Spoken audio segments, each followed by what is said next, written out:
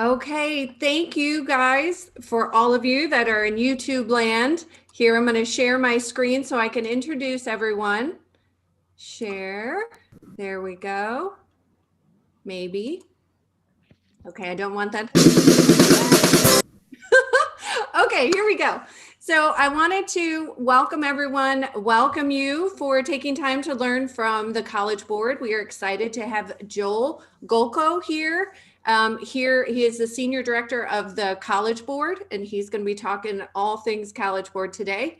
I did want to give a shout out to the OSCA board members. I'm Sarah Hoffman. I'm the president of OSCA. And I wanted to let Michelle Grimm say hello. Hi, everyone. Thanks for being here. All right. And then let's see. Willa Marie Jackson, say hello, our president-elect. Greetings, everyone. So glad that you're here joining us. And then we have Graham. Of course, I said Joel. Joel is going to be talking most of the time, but Joel, say hello. Hello, hello. And then Graham Wood from the ODE, Graduation Requirements Program Administration. Graham, say hello. Hey, y'all. Nice to see you. And then Cassie is actually joining live on YouTube, so you can see Cassie chatting away. We have a agenda document that we're going to be working from, and that underneath the YouTube show notes. So you've got the video, and then underneath there's some documents. If you could click on that, and then that's where we're going to house any questions that we have for Joel after his presentation. We'll go through those. There's also a certificate of attendance in that document. So you can print that out and put your name on it. And if your LPDC approves that, that's fantastic. We will get the presentation link and put that in there eventually. There is a space for collaboration and resources. So please add any resources that you have. It's all about sharing and caring.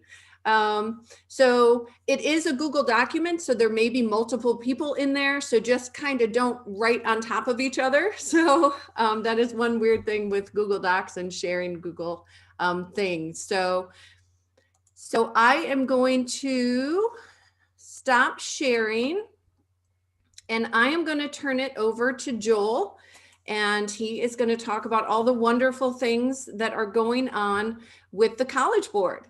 So take it away.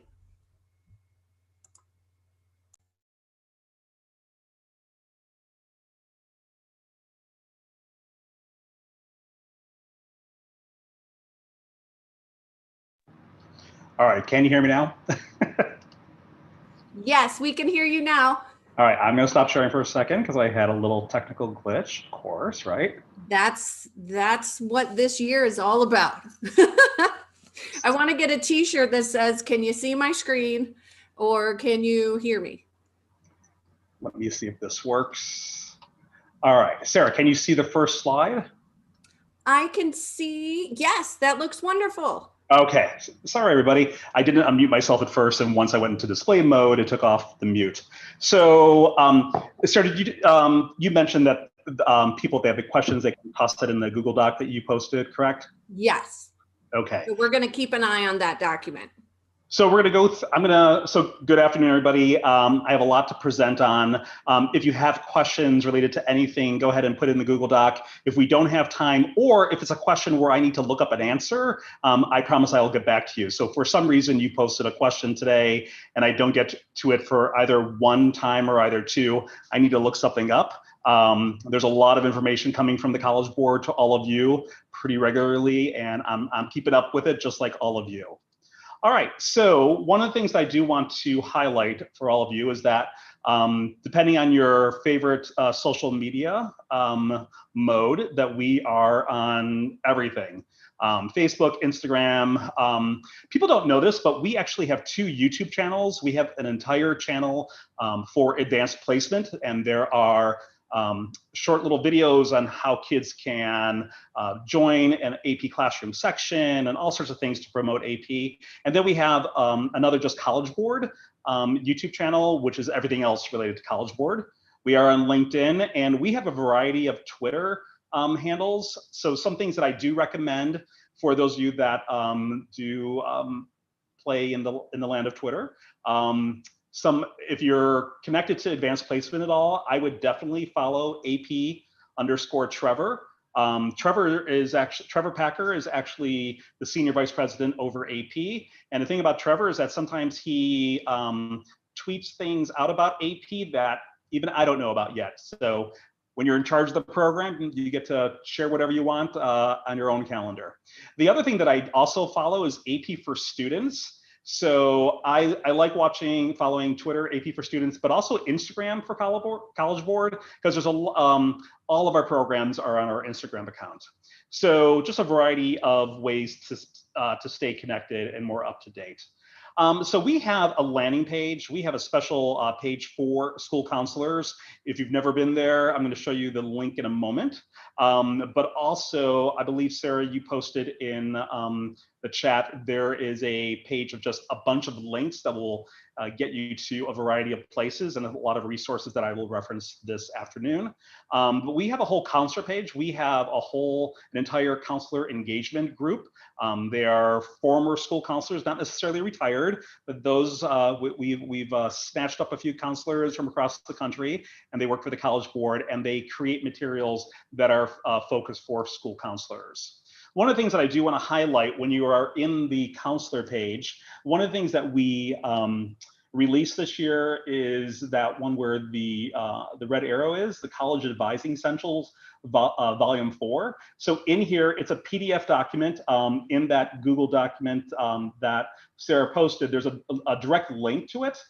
So these are PDFs that you could print out to post on your district website to support college and career planning. But this is volume 4. If you don't have volumes 1 through 3, you can download that as well. So College Advising Essentials number 4 was released in the fall this year. So to get to this page, you go to collegeboard.org/counselors. And there's a lot of things on this site. There's professional learning. So the College Board engagement team, they do a lot of PD for counselors, and you can actually earn credit towards renewal. A lot of resources, lots of handouts to print off to support your everyday work in being a school counselor. Has information on all of our programs and then popular topics. So a lot of really good things in here. I know that the counselor engagement group did something new recently. They did AP hours for counselors, and we only had one planned. It was so well received and well attended. There has been talk about doing additional AP. So basically, school counselors can call up or get online and ask questions of the AP program and the counselor engagement group. So this is definitely a good place for all of you to go to. The other thing you may want to connect with on your either desktop or on your smartphone is just our counselor community. And you see the link directly to the counselor community. Once again, keeping you up to date, everything related to College Board. So let's talk about AP a little bit. This is an important day because today is the day that we released our national data to the world. So let's talk a little about some national highlights. So if we just take a look at last year, so we all know that in March, schools shut down due to the pandemic. And I live in Cleveland, Ohio, and I work with schools in Ohio and a couple other states, but primarily my work is for Ohio school districts along with my colleague, Mark Yoho. But I get a lot of questions when I'm doing, when a school district asks me to do kind of a hangout with AP teachers or administrators and so forth. And a lot of questions I get was, how were the AP exams last year? Because when schools pivoted to a virtual mode, or were attempting to do a virtual mode, we immediately reached out to students to see if they would be interested if we were able to tweak AP exams and offer something very unique and very different. So what was interesting is that we had the majority of students that we surveyed said that, prom was being canceled, graduation may be canceled. I plan to take this AP course with my counselor, 3 years ago. I need to take the AP exam. So we moved forward with AP exams. We did AP videos on YouTube, and we had over 5 million views of those. And I'll talk a little about what we're doing this year if you're not familiar. We also partnered with Donors Choose and Amazon and some other big corporations, and students and schools that did not have maybe hotspots or Chromebooks or devices. We partnered with these companies to get devices to individual students or to schools. We offered 3 AP exam dates last year to allow for a lot of flexibility, or students had some hiccups during their exams and so forth. And we had a lot of students that took AP exams. 93% of students who were signed up to take an AP exam finished it, where in a typical year, it was 91. So it was actually, there was an increase last year. So just kind of a highlight of AP from last year. So something I also want to highlight is that if you take a look at between 2014 and 2020, you see that Ohio is in the dark blue. The dark blue for any of these states just shows, apologize for that, let me mute that. Any state that is in dark blue means that there's a statewide credit policy. So when there's a statewide credit policy, so for the state of Ohio, there's the Department of Higher Education. The Department of Higher Education has determined that a student who earns a 3 in AP courses will get college credit. Now, the colleges will determine if a student gets a 3, how many semester hours, or if they get a 4, sometimes it's more than just 3 semester hours or even a 5. But wherever you see the blue for all these states, all the public universities in those states have a credit policy. All the private schools don't receive any type of support from the Department of Higher Education, and that are not under the guidance of any of the public institutions or the state Department of Higher Education. However, if you take a look at the the yellow circle to the right, almost 99% of colleges across the country, and that's public and private, have AP credit policies. So AP is accepted at the overwhelming majority of schools across the country. So this is the data that was released today at midnight or 12:01. So how we report out AP data is the graduating class. So when I say the graduating class, is that this means that any student who has ever taken an AP exam during their high school career. So these numbers would include a student who maybe took 1 AP exam in their sophomore year and maybe 1 in their junior year. We're looking at the graduating class of 2020. And this was, like I said, just released. So a little over 1.2 million students across the United States took at least 1 AP exam during their high school career. And that's up 27.1% since the class of 2010. And then we take a look at the number of students who, in the graduating class of 2020 who earned a score of 3 or higher and at least 1 AP exam. And that's about 1/4 of the total population of students who took AP during their high school career. And that's up from 16.2 from 2010. And what this just shows is that I continue to be asked to come out to schools or talk to district leaders or department chairs about increasing AP offerings, or instead of offering AP classes, to make it more of an AP program that has supports for teachers and students. And this is just the sheer dedication and the commitment and the hard work of educators and students and parents with regard to AP. Something that we're really proud of in Ohio, and once again in the dark blue, is that in Ohio, the Ohio Department of Education and the state legislature has earmarked dollars that for any student who is considered low income, the cost of an AP exam is 0. So you see which states do not have support, or states that have partial support.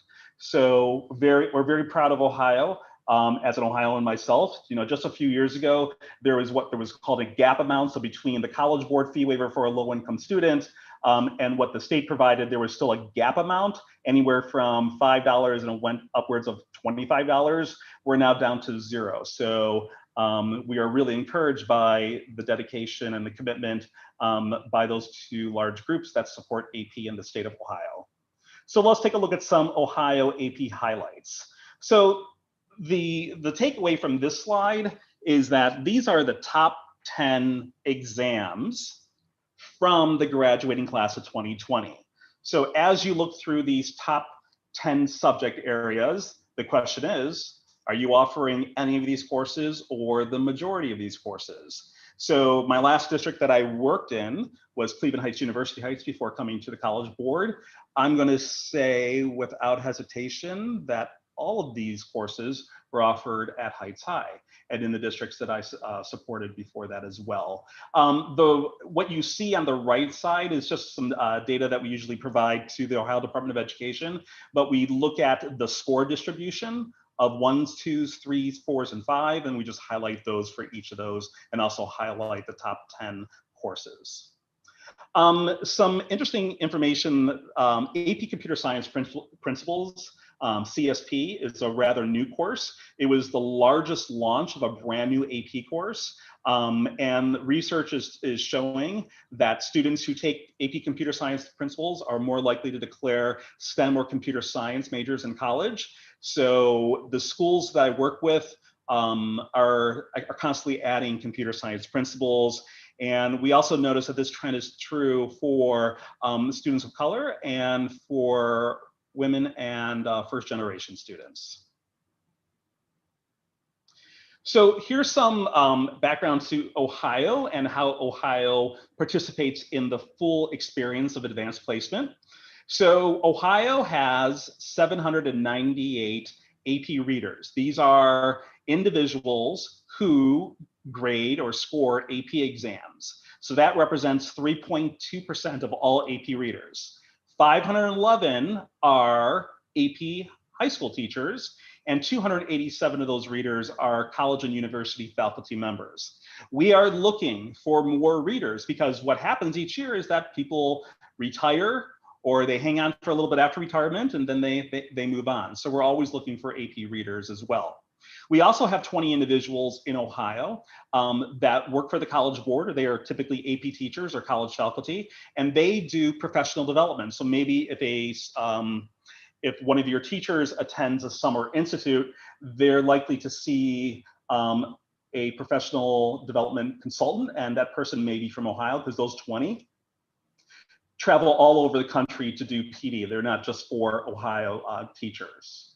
And then what we also have is that every course has a development committee. So we have representation for from 9 institutions, including high schools. And you can see what the institution is and what development committee is. So they are constantly reviewing the content of the course, the exam of the course, and so forth.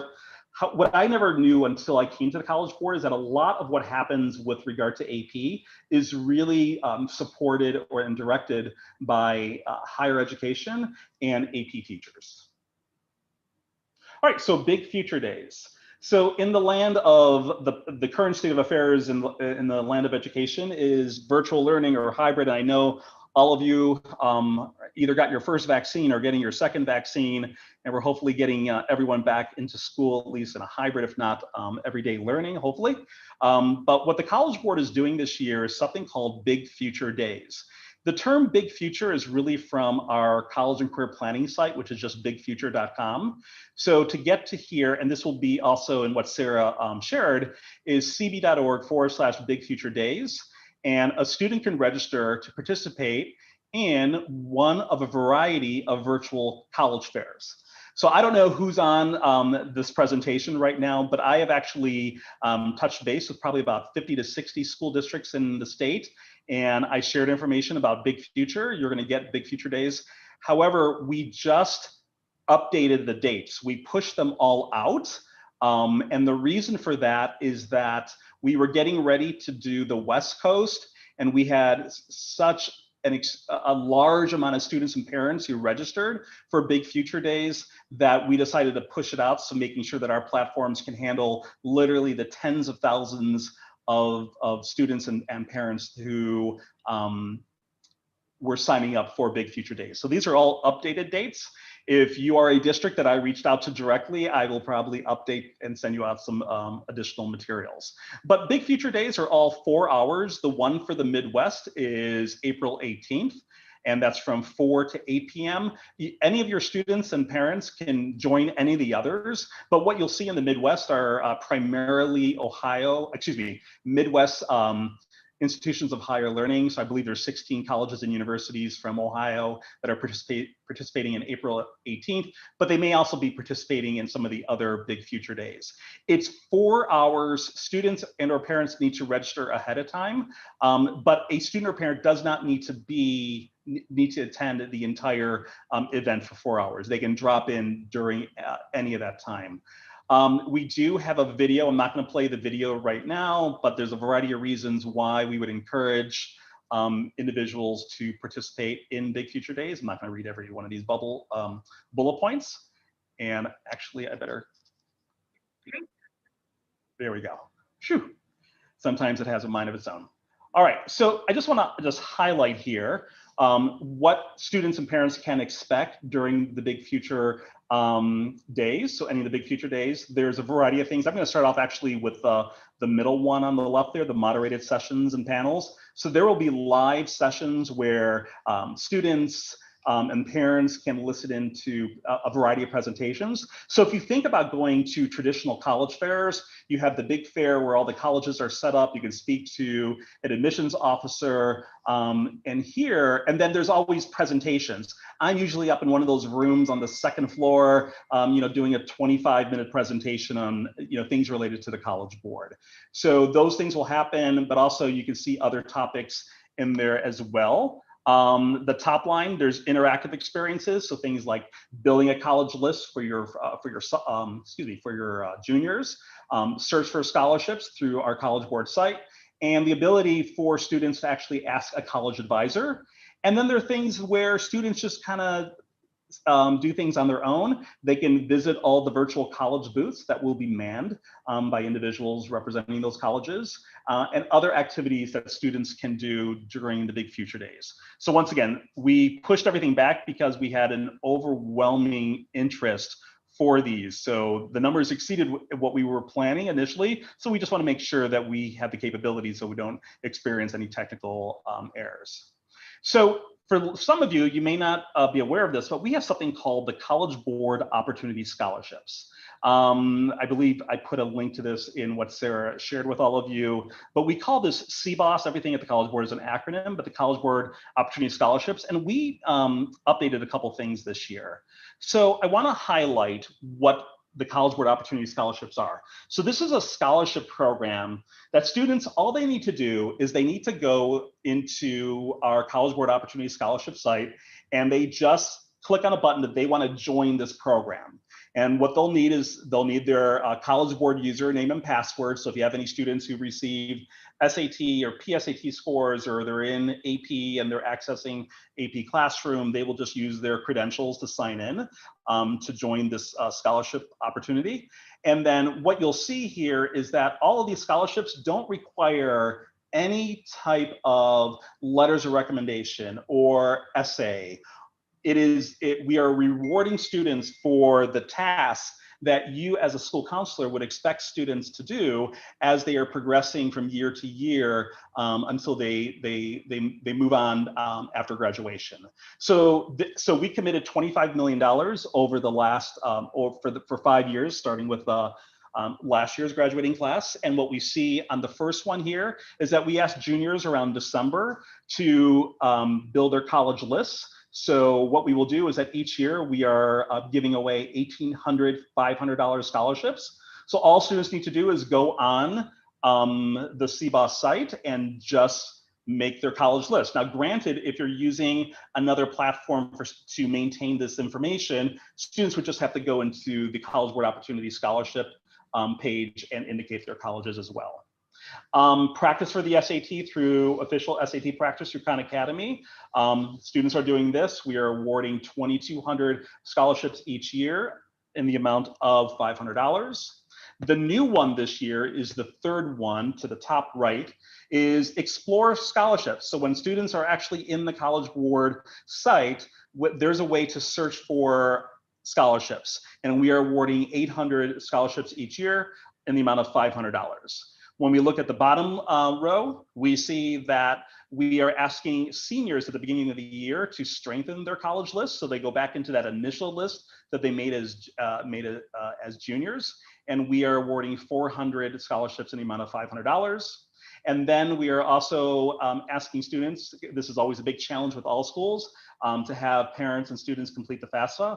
We don't know if the students complete the FAFSA, they will just mark in the College Board Opportunities site that they completed the FAFSA.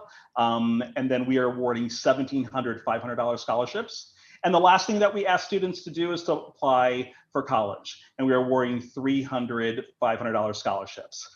And one of the things I want to highlight is that if students do, oh, actually, I'll do this. So if you just take a quick peek at this page, it shows you the number of winners we pull from month to month. What we do is we make sure that there are winners from all states, and that we also make sure that at least half of the winners are coming from lower income students. So we know students who may have received a fee waiver or a fee reduction, maybe taking SAT, AP or PSAT as well. So we do all of that. Where I get involved in this is in the event that there is a winner at a school, the College Board will email the student, because when they sign up, they have to indicate their email address. And if there's no action on the part of the student, because a parent has to fill out a form that's emailed and the student has to sign off on it as well. If that doesn't come back, then usually it's handed off to me for me to call the school and say, hey, you have one of your students that won a scholarship. We would really like to give them the money. And then the last thing, if students complete all 6 steps, in March, we pull 25 names from winners that have done all 6 steps, from anybody who's done all 6 steps, and we award them a $40,000 scholarship. So that's in addition to all the 6 steps. They have to complete all 6 steps to be in the running for what we call the 2020 Complete Your Journey. So next year it'll be 2021 coming up next month. And just some highlights here. We just have a student. So whenever we have a student that wins, we always ask them, can we use your picture? Is there anything that you would say? So we see a student here that practiced for the SAT and won $1,000 from Westerville South High School. And then we see another student here who was that first step, just building your college list. And that comes, the student, Anastasia, comes from Canton City Schools. And where students go to sign up is literally cb.org/opportunity. And all they're going to click on is earn scholarships, and they will sign in, and they are part of the scholarship competition now. Really simple. We encourage you to share this with your students. If you go to cb.org/opportunity, there's also, if you see kind of towards the top right, there's resources for educators that you can promote this to your students. So whenever I present to schools, teachers, school counselors, administrators, and so forth, and I say, what scholarship do you think of when you think of PSAT? And everyone always says National Merit. So the National Merit Scholarship Qualifying Test is the PSAT NMSQT, which is an assessment that's given to both sophomores and juniors, but only juniors can qualify for National Merit.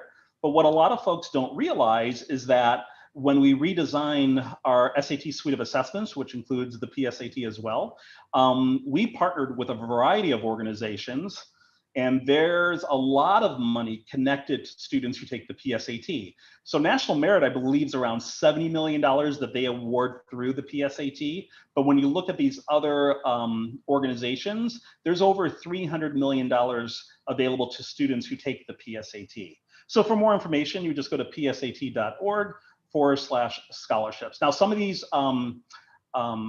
scholarship organizations are looking for a certain type of student. Some are pretty much open. So it's a great opportunity for students to be connected to scholarships.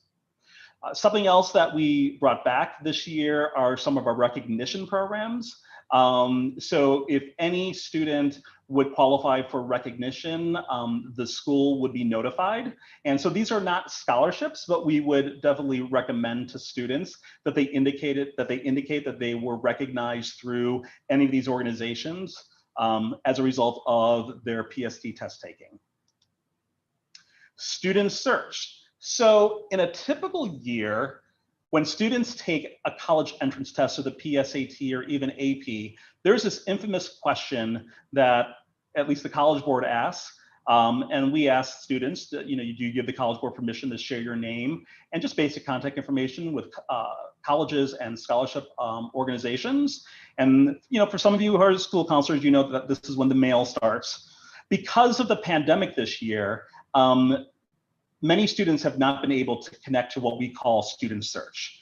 So there is a way to connect to student search. What students would do is go to studentsearch.collegeboard.org, and they just fill out some basic information, and we can connect them to colleges and universities and scholarship organizations. Or if a student would have the ability to take the PSAT in the fall and are, they're in this, or we would recommend for seniors not to pull out of student search until they are committed to a college or university, but a student can actually opt out of search at any time. So that's new for this academic year.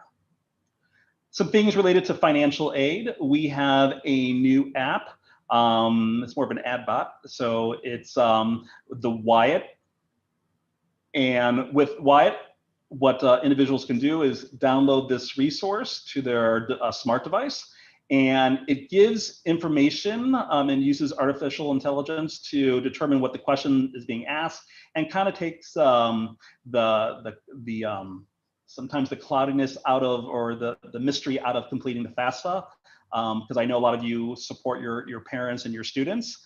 But Wyatt is a personal FAFSA assistance chat box for students. So we're really excited about this. This has been very well received, and it could be used 24/7. All right, advanced placement. So let's move to this year. So just some things. So one of the things that we launched last year, well before there was even a pandemic in our future, was something called the AP Classroom. So AP Classroom launched last year. We changed some of our processes, but a lot of the biggest things that we did were to provide resources to teachers and to students.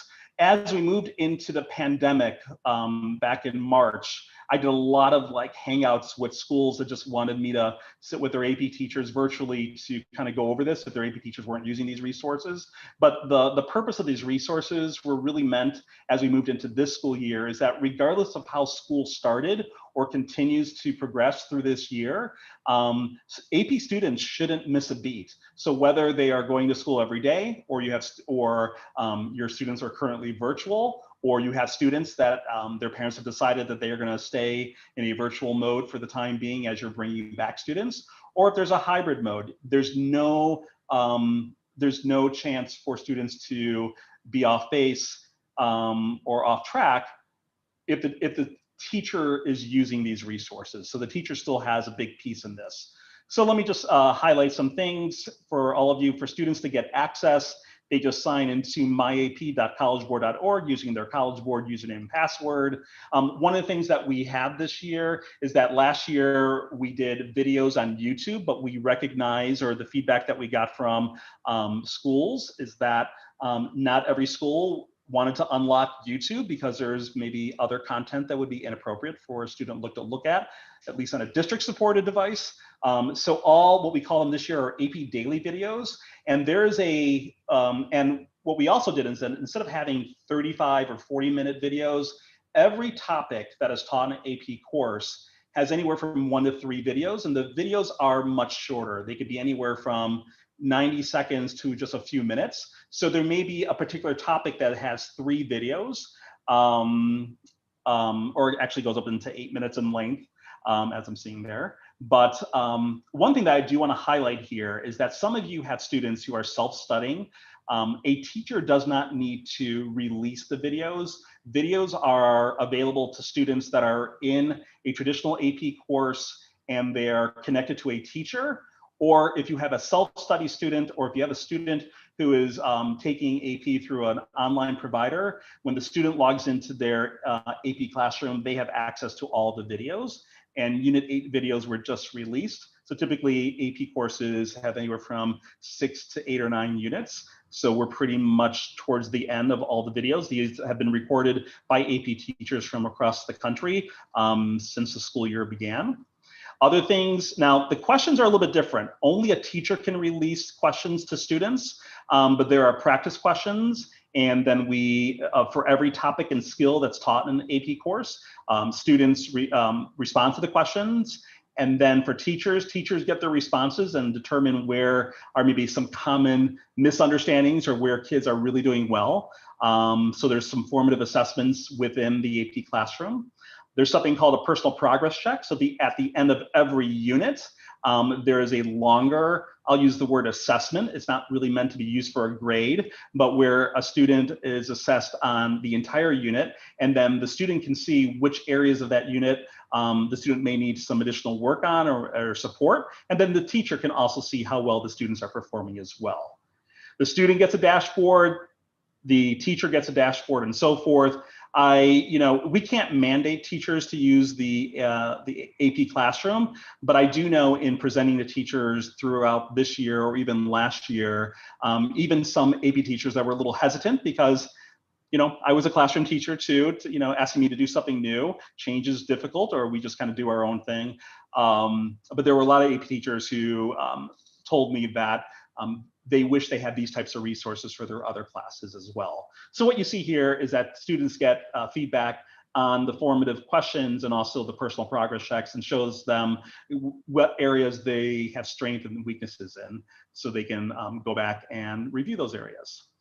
Something that's also in the AP classroom, I'm just going to highlight the students piece here, is that if a student is stuck in the AP classroom, there is, lack of a better term, an FAQ section. But the FAQ, the student would just type in the top left there what their question is or what they need assistance with. And a lot of times the responses are not necessarily something that students have to read. It may be a short video clip. However, there's a guide not just for students, but administrators can get access to the AP classroom, and they can monitor students in all their AP classes, and also teachers obviously as well get access to the user guide. So some things about this year's testing. I may share some things that you may not be aware of. So the biggest deadline was November 13th. All students had to join their courses, their course sections. We always recommend that students join their course sections within the first 3 days because of teachers are going to use the AP classroom. You don't want to wait until November because all of those resources are available much earlier, from the beginning of the year.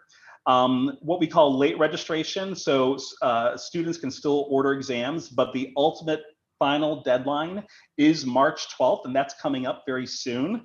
There will be no way to order an exam for a student after March 12th. Last year with the pandemic, there were some kids who made a decision maybe before schools were closed, but they were just kind of monitoring the news and decided, they asked their AP coordinator or the individual responsible for AP coordination to cancel their exam. And once students found out what the exams were like, students then wanted to, well, sign me up. And there was no way. So what we are recommending is that for any AP coordinators to go in and make sure that every student is either marked to a yes or a no for exams. We would say mark everybody to a yes, because if a student doesn't take an exam, there's not going to be a cancellation fee. So that we are doing that as much as we did that last year. So there's no charge for canceled exams or exam that's not opened or unused exams. Okay. What we did recently announce that if you had any self-study students or homeschool students, they were technically supposed to be connected to a section by November 13th. We are now giving them to March 12th. In the event that you, if you see a late fee that pops up for one of those students, just need to call AP Services and they will take care of that fee. All right, so let's talk a little about AP exams. And as I was sharing with my colleagues before this started, is all of you are getting a lot of information on AP exams, and I'm just maybe a week ahead of all of you as things are being introduced to the individuals at the College Board who work with schools and districts. But I want to highlight some things here. So our guiding principles for AP exams this year, decisions for the 2021 AP exams are made to prioritize the health and safety of educators and students while preserving opportunities for motivated students to earn college credit. This year, so last year we did an abbreviated exam, but this year AP exams will cover the full course content so that students, based on their score, will be placed accurately into courses when they go off to college. As far as AP goes, exams, there's 38 AP courses, but we do have what we call a backup digital testing platform for only 25 of the 38 AP courses. So not every AP course will have a backup for students who will test at home. So that means there may be some exams for students who just opt not to come into school.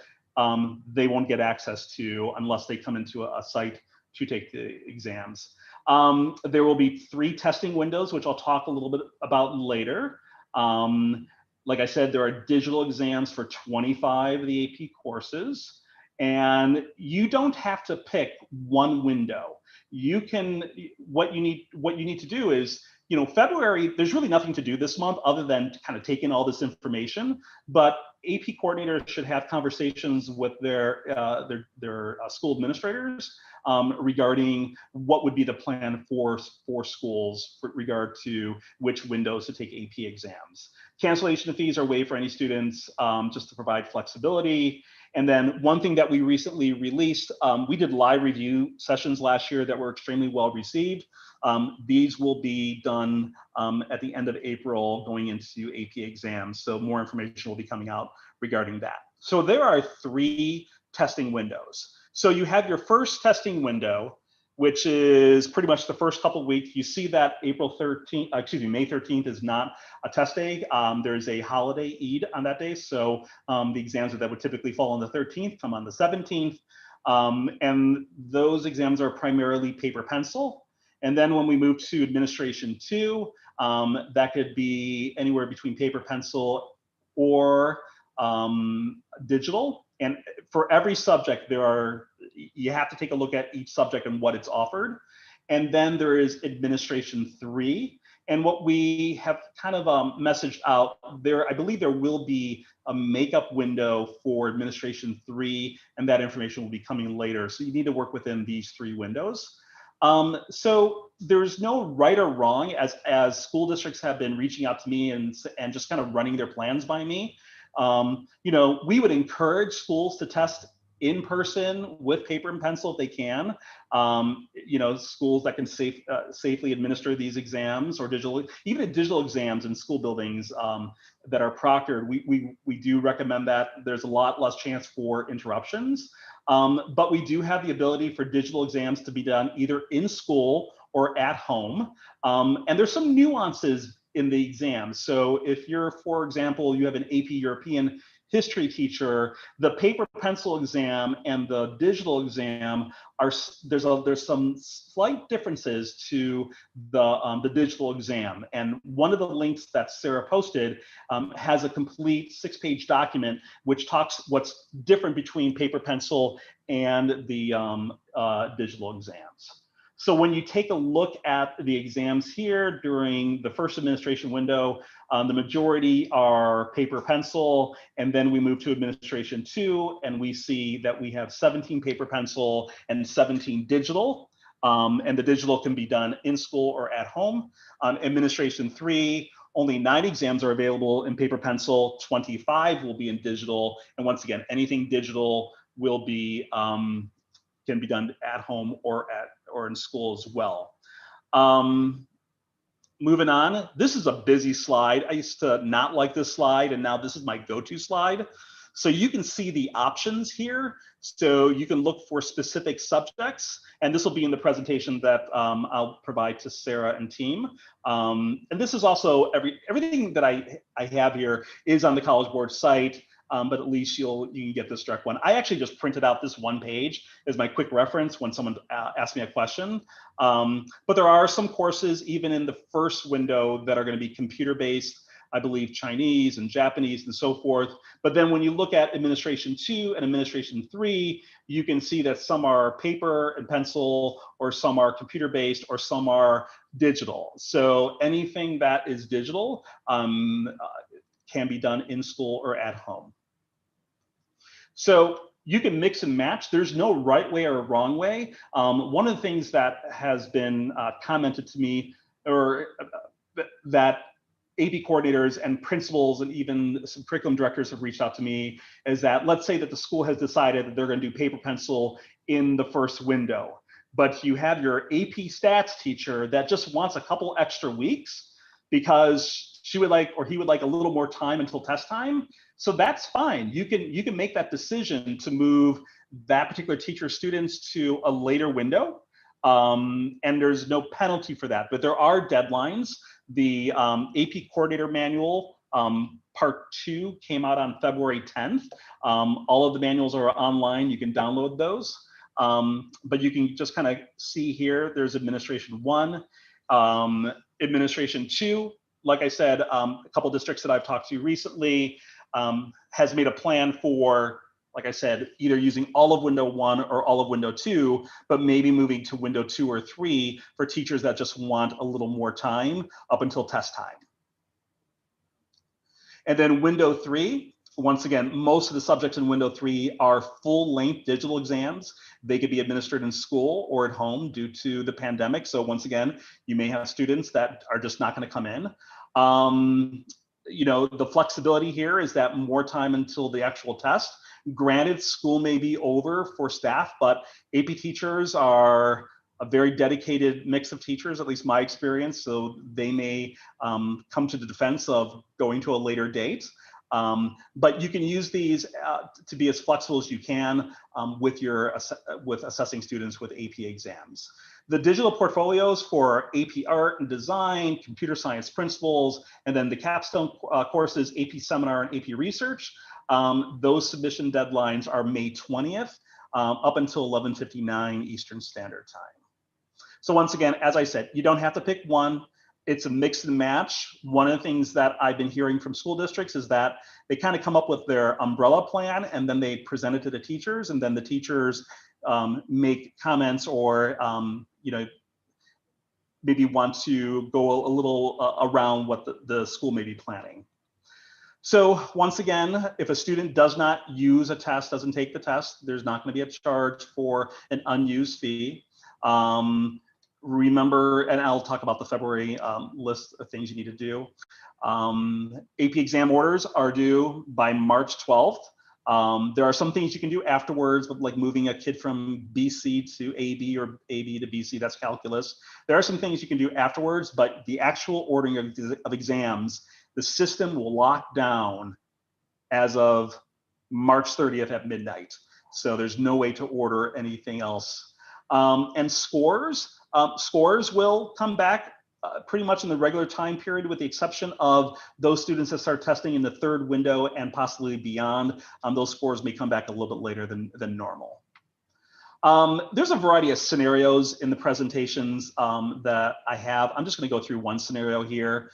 So when deciding what's the best scenario for your schools, you got to take a variety of things into consideration. So the issue here is to comply with social distancing protocols. And for the College Board, for AP exams, students typically have to sit 4 or 5 feet apart, but maybe local guidelines is 6 feet. So School A has repurposed their gym for AP exams. I don't know if you've ever done this. I've done this before. Brought in tables, and they, you know, will assign students to arrive at certain times. And 50 students are planning to take the in-person paper and pencil AP English language and composition exams, and then 75 students are planning to take the in-school paper and pencil AP microeconomics exam. School A is concerned that they won't be able to start the AP microeconomics exam on time, which is scheduled to begin immediately after the AP English Lit or language and composition exam. So some things to think about: all desks in the gym must be disinfected after the first exam. These are just recommendations based upon best practices during the pandemic of keeping clean. So you need time to clean and disinfect your physical site. And because the school won't be able to coordinate a socially distanced departure from the first exam and disinfect the gym and socially distance for the arrival coming in, even within the hours, so for all paper and pencil exams, you know, if the exam starts at 8 o'clock, you pretty much get an hour to start that. Digital exams are very different. So the solution for this particular scenario, in order to provide maximum flexibility and ensure the school's adhering to health and safety protocols, School A decided to schedule AP Microeconomics for Administration 2 because they don't feel that the time between the morning exam and the afternoon exam is enough. AP exam schedule, this is all in the links that I provided to Sarah. So you could see which courses are being offered, at what time, and what format. All paper pencil exams will either begin at 8, 12, or 2. Digital exams will start at 12 o'clock or at 4 o'clock, and that's worldwide. So every student in the world that will be taking a digital exam will take it either at 12 o'clock or 4 o'clock Eastern Standard Time. So that means those of my colleagues, since I've worked with Midwest schools, there are some in a different time zone, they will do the equivalent to Eastern Standard Time. And the exam starts right at that time. There's no delay there.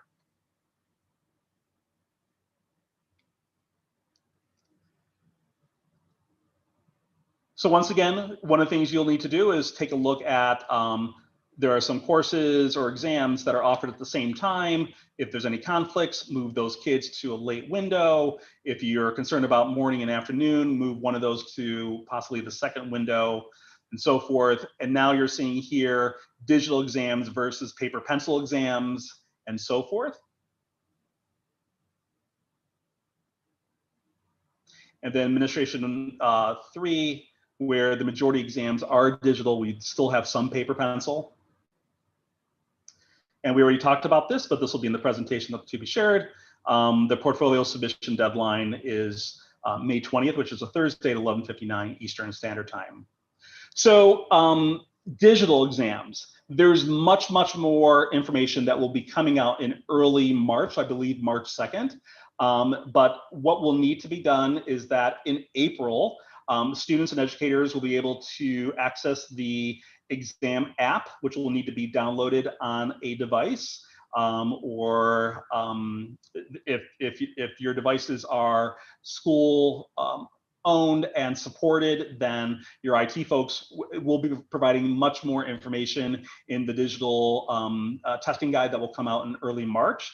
But in April is the time where students can download the app, and it's going to be practice questions. But also as AP coordinators, you'll be able to monitor through your dashboard in APRO, the AP registration ordering system, how if your students have gone through the process.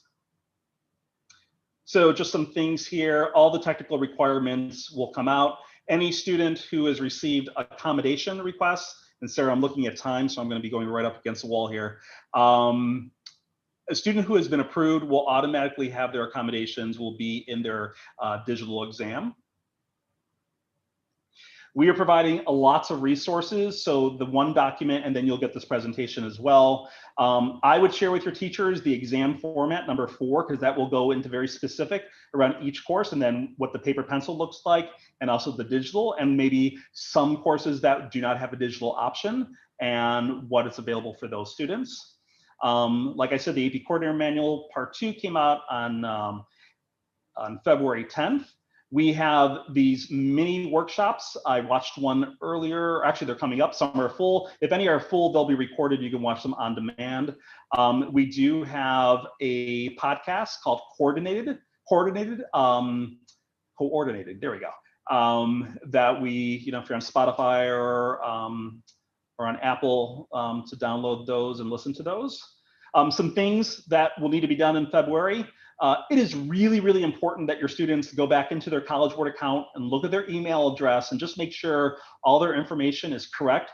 If they're already using AP Classroom, they're already accessing, but every student to access their digital exam will have to log into their College Board account. There's not going to be an e-ticket like last year. AP coordinators, go into your system and double check your school's address. And if your school's address is incorrect, you'll need to reach out to AP services and get that correct. This happens every so often as schools build new schools and all of a sudden they have a new address. So just something to look at. AP coordinators have until March 12th to confirm the sorting preference for your AP ID labels. So how do you want those sorted? And these would be for students who are taking paper and pencil exams. You don't have to identify which students qualify for a fee reduction. And for Ohio students, they would owe 0, but that would, you have until April 30th to do that. And then the biggest thing here, and students can do this right now, students can determine which college they can send their AP scores. They get one college. But after June 20th, it will cost them money to do this. So what I would recommend is have them go in now and do this, because they can always go in and change it. It's once they leave you and then all of a sudden, you know, they want their scores in January, or excuse me, in July or August. Now where something was free, it could be totally available to them. So went through a variety of things. We have all the resources that teachers can have access to. I'm a release host to students. We have the daily videos that all students have access to. We did release to teachers back in January last month that any teacher that felt that they've only completed 25% of the course content, we released new pacing guides for their course. So that would help them get on track.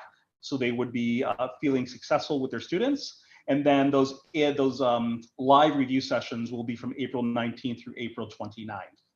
So for anything connected to AP, you're going to get a lot of links that Sarah has posted. But if you just go to cb.org/AP2021, you will be able to find all these resources. Once again, stay connected. You'll find updates. You probably hear about some things before you may get an email from the College Board. And then all of you are more than happy to email me directly. I'm pretty good at responding to an email over a voicemail. Sometimes my voicemail just fills up. But I know a lot of schools are happy when they know they can reach out to an individual rather than calling customer service. But I will have to say our customer service folks are our folks, and typically wait times are pretty short. And make sure that you can log into your College Board account as well. All right, Sarah, we're almost at end time here. All right. Thank you, Joel. That was fantastic. Do you have time to answer a couple questions? I will try my best. Okay, I'm going to share my screen. I don't know if I can share over. Nope. Oh, yep, I can share over your screen. So, And then, Sarah, okay. any question I can't answer, I will follow up with that individual. Awesome. So I moved this, I made this super big so we could look and see the questions together.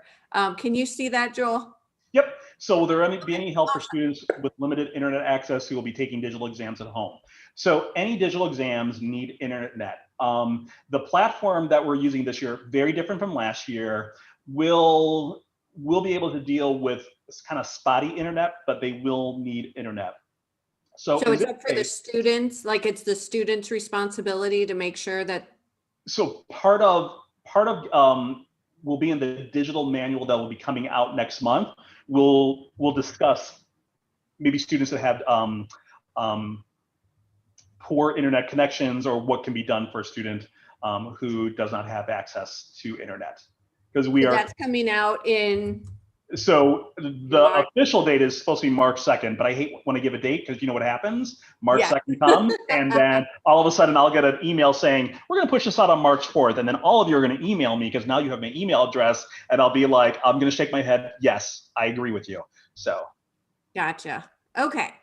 Is there, this is probably in that digital manual that's coming out later, but is there a tech support number for students while they're taking their AP digital at home? So there will be, so the purpose of, so one thing that you will notice when you read the digital manual is that students must download the app and try the app on their device no later than 3 days before the exam. As an AP coordinator, your dashboard is going to look very different starting in March because you're going to have the ability to actually change like windows, which testing window.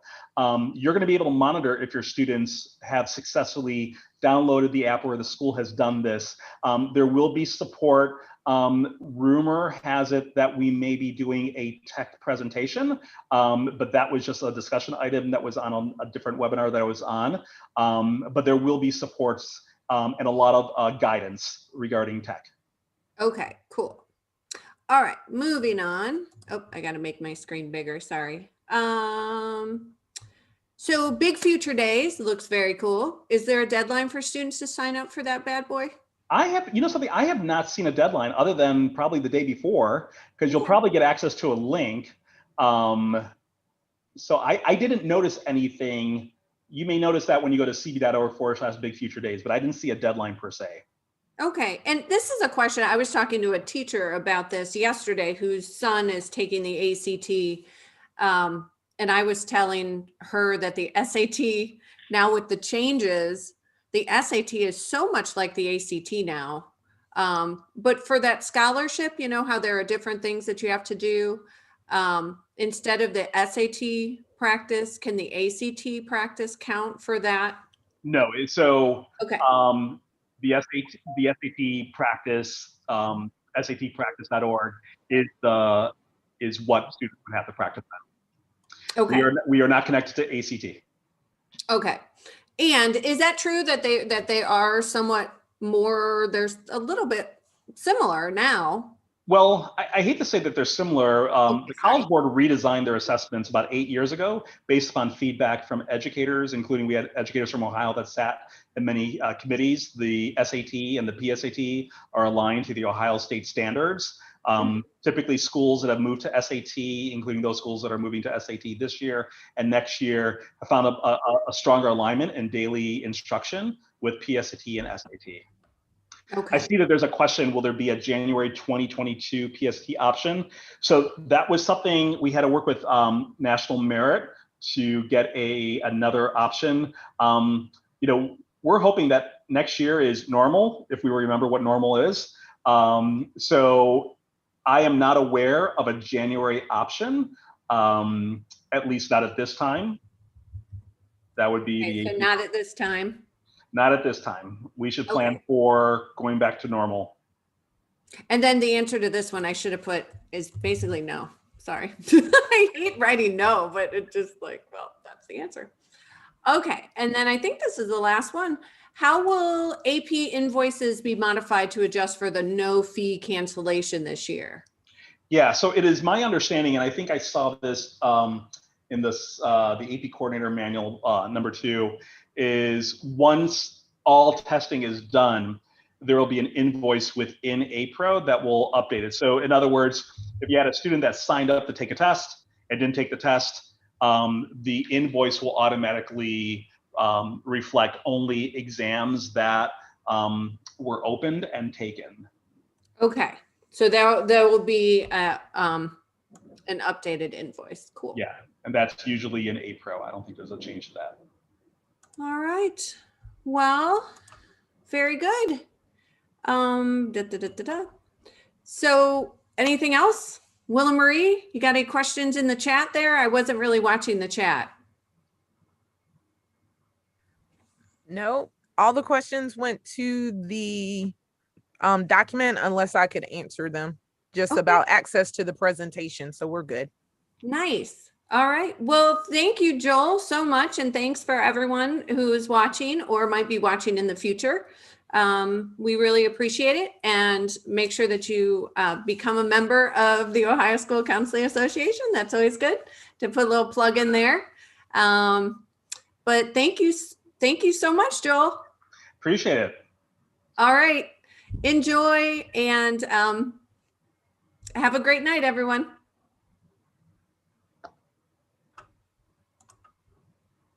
I have to end stream. There we go. Okay. Sorry. I had to end the stream. I forgot to do that the